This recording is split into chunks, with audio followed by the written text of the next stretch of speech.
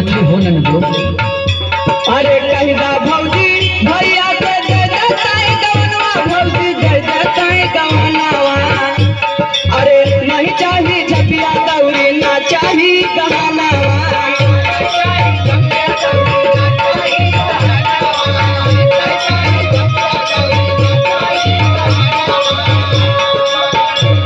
ओ नहीं चाही झपिया दौरी ना चाही गहनवा भौजी ना चाही गहनवा। सुनत हो भौजी सुनत ही हो।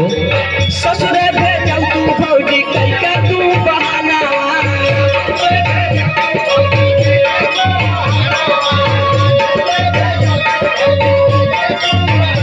हो कइके तू बहानावा भौजी कइके तू बहानावा। यार कइके तू बहानावा ससुरे भेजौ तू भौजी कइके तू बहानावा।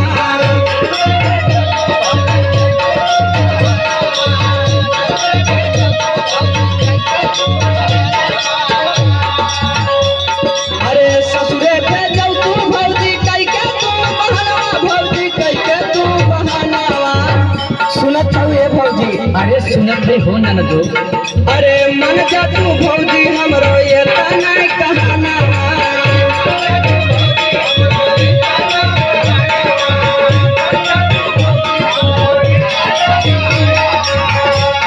ओ मन जा तू भौजी हमरो इतना ही कहानावा भौजी इतना ही कहानावा। सुनत हौ ने भौजी सुनत ही। अरे मन के पूरा दा भौजी हमरो रमनावा।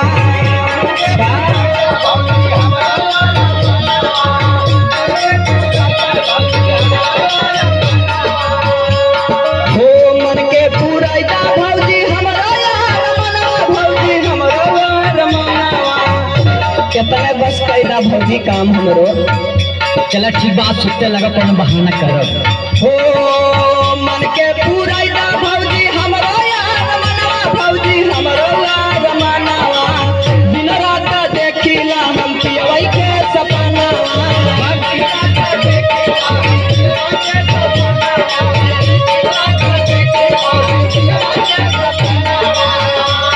अरे दिन रात देखिला हम पियवई के सपनावा भौजी पियवई के सपनावा।